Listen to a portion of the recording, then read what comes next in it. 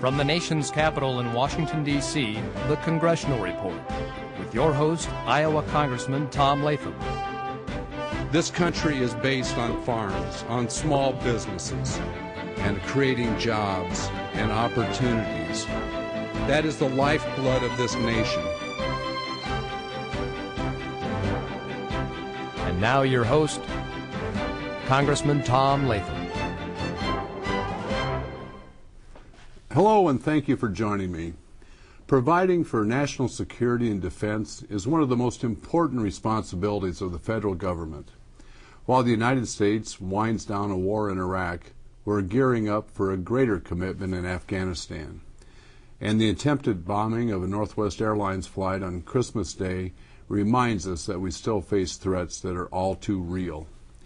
Joining me today to talk about national security and defense, with a special emphasis on the Middle East, is Tom Donnelly of the American Enterprise Institute. Welcome, Tom, to the Congressional Report. It's great to have you with us, and tell us a little bit about yourself and the American Enterprise Institute. I'd be delighted to do that. Thanks for having me. I'm delighted to speak to your folks back in Iowa, particularly to tell them about myself and the institute that I work for.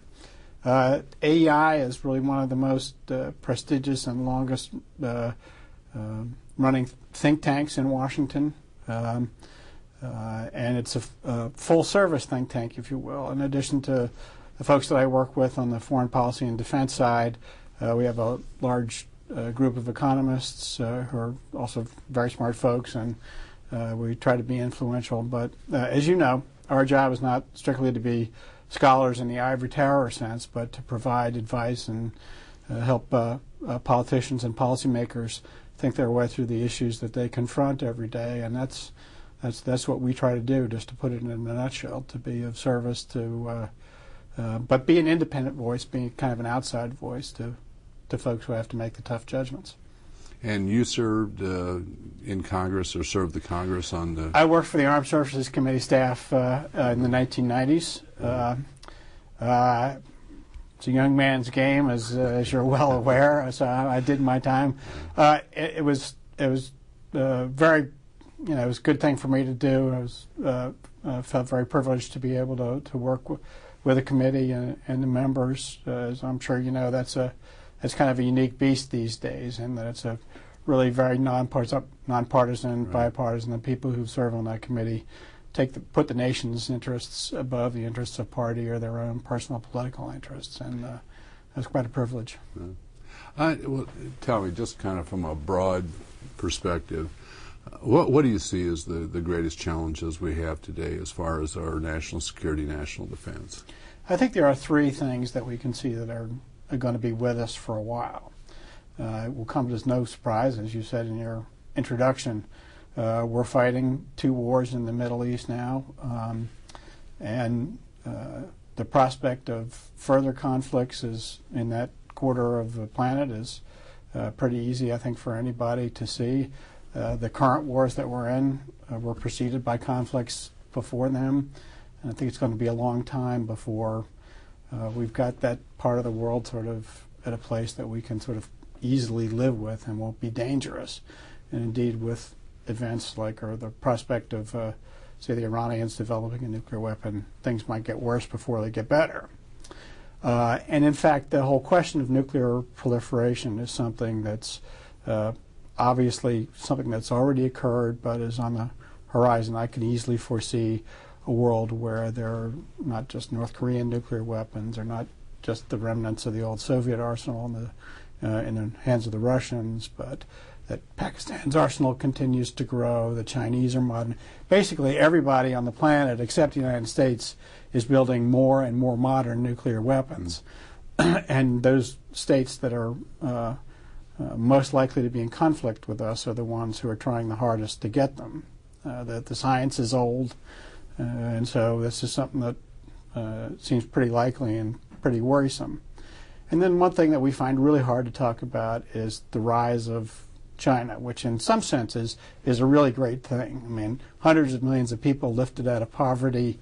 It's an economic success story, but still a very repressive one-party state with arguments with a lot of its neighbors, and they've spent a good portion of their growing wealth on developing military capabilities that put our forces in the region, and I mean that region from the Indian Ocean up through the Sea of Japan, part of the world that is the most economically and politically dynamic in the world. But our position there and the security of that region that's been the framework for that prosperity and for growing trade, I think is increasingly kind of shaky and in doubt. So while obviously China is an important part of our world, at least economically, they're also becoming a more important geopolitical power that that should cause us some concern. Let's focus a little bit. In the opening, talked about winding down somewhat in Iraq, kind of an escalation in Afghanistan today. What do you?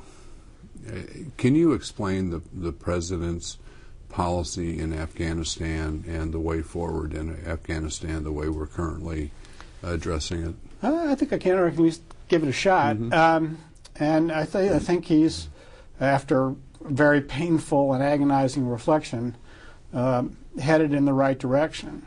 The things that worry me most about the policy are the deadlines that he's put on it, and the fact that I worry that he hasn't given General McChrystal really enough resources, enough forces to make the outcome less in doubt.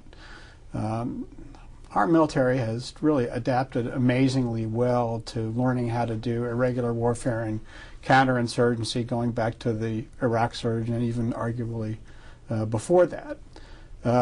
However, numbers still matter. And the worst thing you can tell your enemy is that you're headed for the exit, because particularly in this kind of situation and these particular people that we're fighting against, the Taliban and the al-Qaeda-backed extremist groups in the Afghanistan-Pakistan border area, they're happy to wait us out. There's a saying in Afghanistan that the Americans and the Westerners have all the watches, but they've got all the time. So that captures the mindset of the folks, not only the folks that we're fighting, but the folks that are on our side. One of the worst things we can do is make them feel that we're about to bug out on them, to put it simply. So I think the president's doing the right thing by, the case that he's made at the end of the day for how critically important this is, I think is a good one. It basically is, in a lot of ways, a continuation of the Bush policy, just with the spotlight more focused on Afghanistan because of the success of the surge in Iraq. We can safely afford to make those reductions that you're talking about. But it's going to be probably a longer slog than it was in Iraq. We have to convince not only the Afghans that we're serious in our commitment, but obviously the Pakistanis. And we shouldn't forget about India, which is really the most important regional player. And, as the British used to say, it's the jewel on the crown when you come to South Asia, and with whom we are trying to develop a deeper partnership for a whole host of reasons. So if we could just sort of transmit the message that we're in a hurry, people will pick up on that, and that's very dangerous. Yeah. I've had the opportunity to travel to Afghanistan on 2 different occasions. Once we were up in the northeast part in the mountains, and the most the sharpest mountains, most rugged mountains I've ever seen in my life. Flying up there in a helicopter, it's like you could reach down and touch them. And then also the last trip down in the southern part in Helmand province and places like that. And it is, and having been, I think, 4 times to Iraq, it's an entirely different place. And maybe you could explain the differences and specifically the challenges we'll have in Afghanistan. Well, I think one thing that was most apparent to me, Iraq, that's an urbanized country. People live in cities. And although there's a process of urbanization going on a little bit in Afghanistan, as you will remember, it's a very dispersed and rural place, and the living is hard out in the frontier and in the countryside, or whether you're in the north or the south. And it's very primitive conditions, and the society is quite different. From a distance, it can look quite similar because you have ethnic factions and so on and so forth. And I think the underlying desire of the Afghan people for stability, they know the world has kind of passed them by, and they're also sick of conflict and fighting. So there's not very much appetite. They will put up with the Taliban or live with them if they give them security and stability, but there's not a lot of love for the Taliban. They don't want to go back to that past that's still in their minds. So there are some things that are the same, but a lot of things that are different. And I think it's a more disorganized, or it's a more amorphous kind of a problem. So getting our arms around it is much tougher, or at least to take a different kind of approach than in Iraq. But I think that some of the underlying dynamics are the same, in the sense that we are not viewed as occupiers or outsiders by the majority of the population. They're very different from us in the way that they run their families and their society and so on and so forth. But they understand that this is an opportunity for them to make progress, to join the mainstream of human life on this planet in the 21st century, and they don't want to see that opportunity slip through their fingers. Well, one thing that's always struck me in differences between Iraq and Afghanistan is the fact that under Saddam Hussein you had a very strong centralized federal government that controlled everything. There was no power given at the local level, but they understood governance. I mean, the Iraqi people, obviously, to their detriment, often they had a little too much of that in some ways. But in Afghanistan, there really is no opposite. strong federal government. It's basically local, tribal warlords, things like that, and they really feel very little connection to the federal government or even the provincial governments. We can make progress, but it's going to be kind of retail progress. We found it actually, again, pretty easy to remove the Taliban from power, but establishing, a decent substitute that will last, that'll take into account local sensibilities, is going to be, again, not an impossible task, and not necessarily. One thing that's true that that is often overlooked is that the level of killing in Afghanistan overall is actually much less than it was in Iraq. And even though we think of Iraq as being stabilized, when we have a bad couple of days, as we've had in Baghdad lately, and large car bombs go off, again, just the level of violence in Iraq, even to this day, is much greater than it is in Afghanistan. How do we go about with the local warlords, tribal leaders? How do we convince? Is that any of our successes so far as having them buy into the fact, the security? You have the poppy situation, especially in the southern part of Afghanistan. What we were told was, the farmers basically could make as much money, growing wheat as they could poppies, but the difference, the money is in after they grow them, basically, in the processing and everything, and the marketing. But when someone comes to your house in the middle of the night and says, if you don't grow poppies, your family won't see the next night. And that's the security thing is everything, isn't it, locally? That's true. I mean, imagine somebody in Iowa who was growing corn, but it wasn't safe to get the corn to the combine. It was just unsafe to get it down the roads, and somebody was going to hijack you at every intersection. It's very similar to that. But by the same token,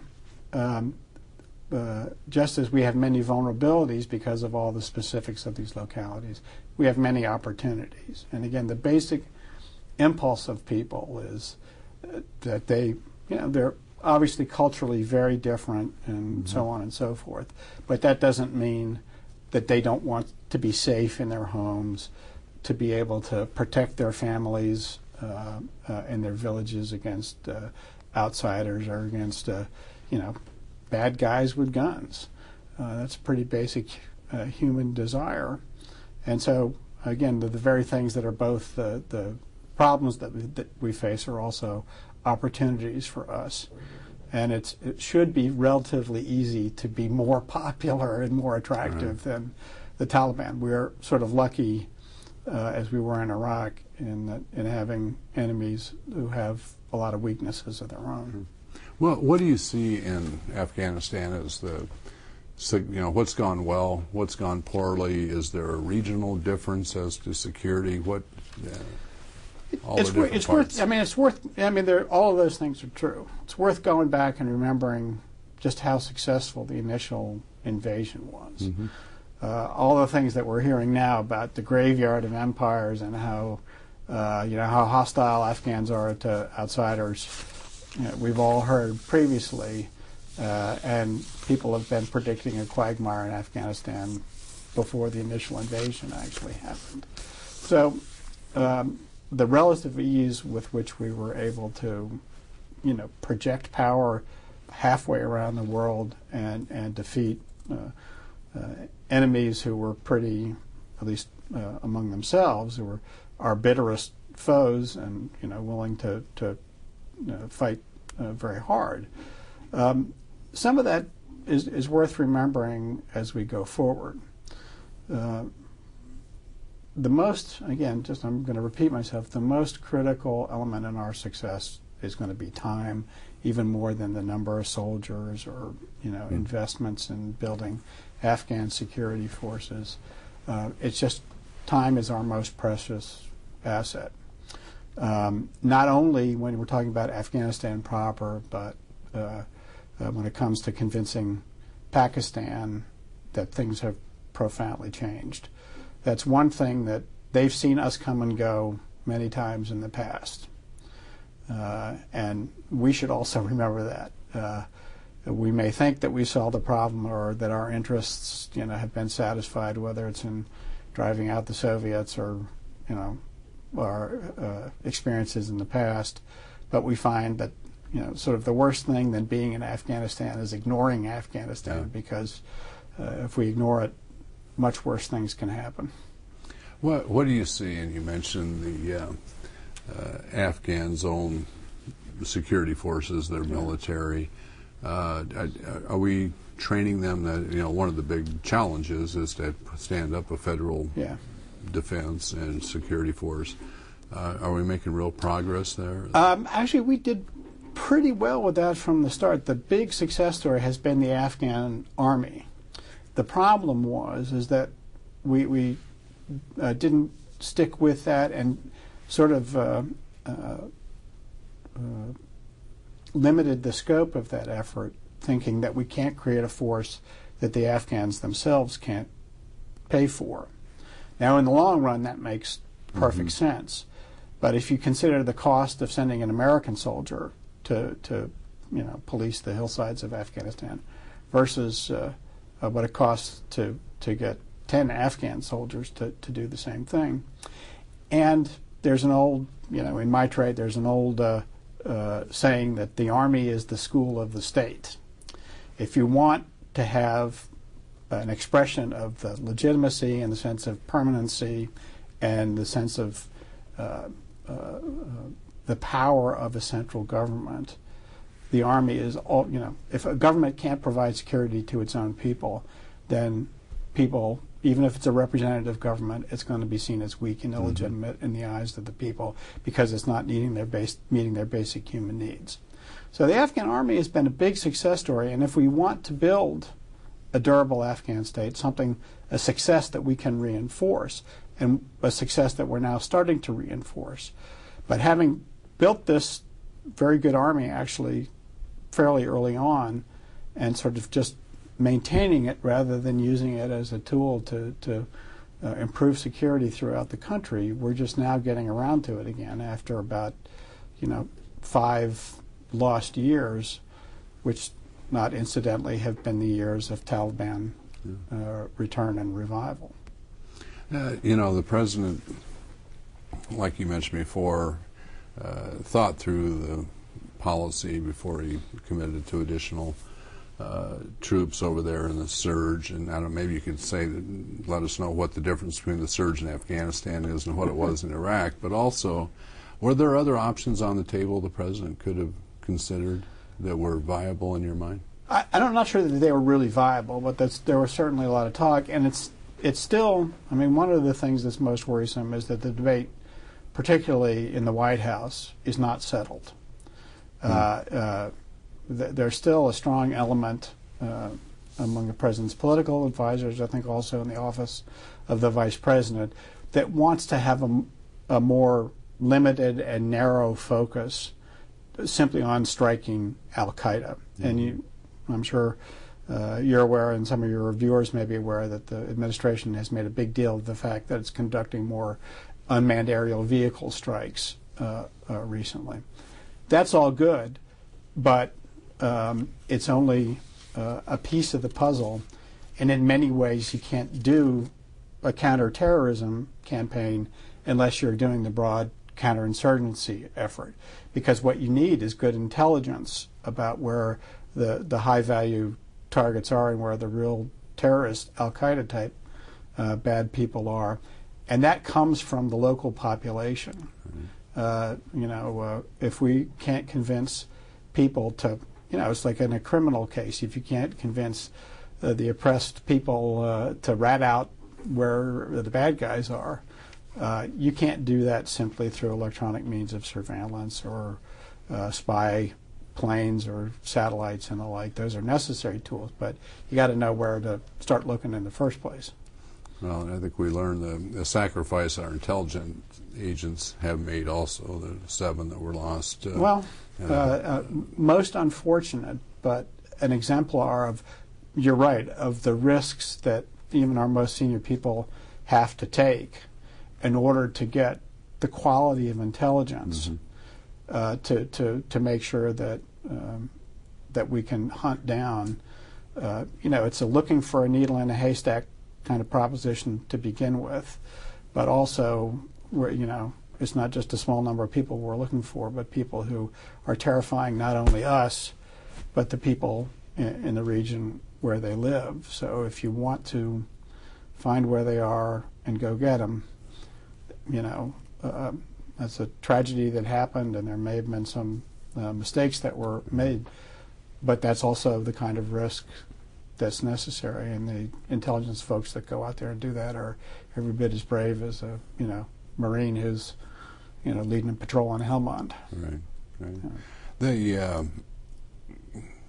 Visiting those places, the thing that always just stands out are how our Americans that are over there, what unbelievable people they are, and the kind of what they put up with, the conditions they have to operate in, and the kind of sacrifice that they make. And then you also, when you go home, you talk to the people at home that are sacrificing with their loved ones overseas, and it's absolutely incredible, both in Afghanistan and in Iraq. Just maybe to shift, what do you see the biggest challenges left in Iraq today? Are we on the glide path to stabilization? I think, but we have to make sure that the train doesn't jump the track at the very last minute. There's been a controversy lately about ruling out particularly Sunni politicians who are former Baathists but are now obviously reconciled and actually want to participate in the democratic process in Iraq. Vice President was just over there trying to get the Iraqis, back on the straight and narrow. So the Iraqis have made a lot of progress. There's no question about that, but they still have a long way to go. And our interests there, we've paid a heavy price to achieve what we've achieved. It's a great thing what we've achieved. I mean, people forget how much of a problem Saddam's Iraq was for us for decades. If he wasn't, if we weren't at war with him, he was at war with his neighbors or with Iran in a decade-long war that killed 1 million people on both sides and fundamentally destabilized that region. We're still living with the aftermath today, both in Iran and in Iraq, of that conflict. So we're not as much at risk. We can safely draw down troops, but we need to keep that partnership with Iraq, with the democratic, sure, still, very tenuous situation there, but these are our allies. Mm-hmm. We have to stand by them, and we've really achieved an amazing thing there. And even though we can safely draw it down now, I think we will hear from General Odierna that he's got some concerns about the pace of the schedule that we're on. I think he would like to sort of, make doubly sure that before we make some of those last reductions, that it's safe to do so. Yeah. There's other troubled areas, obviously. Yemen. Can you explain to us what's going on there? In 2 minutes or less. I think we're going to need 2 or 3 more shows to do that. Okay. It's become a sanctuary for Al-Qaeda. Obviously, when we've seen this movie before in a certain sense, Al-Qaeda preys on weak governments and weak states. And the current government, just to preserve itself, has had to cut deals with these guys. I mean, it's against like the mafia moving into your neighborhood, or the drug dealers, or criminal elements. So we've got, again, a problem of stamping out the terrorists, striking them where we can, but beginning to work, hopefully on the front end rather than when it's too late, to try to buttress a state that's not a very nice place. I mean, it's a repressive government with a lot of conflicts with its own people, but the larger good is definitely trying to help themselves, and making sure that that place doesn't become so fractured that it becomes a larger new sanctuary for a terrorist organization that will attack us here at home. Do you see us actually having any boots on the ground in there? Or? Well, I think we've already got special forces guys working with the Yemenis. Let's hope that we can keep it at that. But this is a situation that's extremely dangerous, and whether we can sort of keep it from blowing up into something larger, well, we'll have to be engaged and be very judicious over the next year or so. Okay. I appreciate very much you coming in. We've run out of time, and I could visit here for all day probably with you, because this is something that's so important to all of us. But I thank you very much, Tom, for being with us. My pleasure. Our national defense is an extraordinarily complex and important issue. Protecting our country and its citizens requires constant vigilance and innovation. The 21st century has given rise to a slew of new and dynamic challenges, and we must stay a step ahead of them all, because the stakes are too high to do otherwise. Thank you for joining me. I hope you'll tune in next time on the Congressional Report.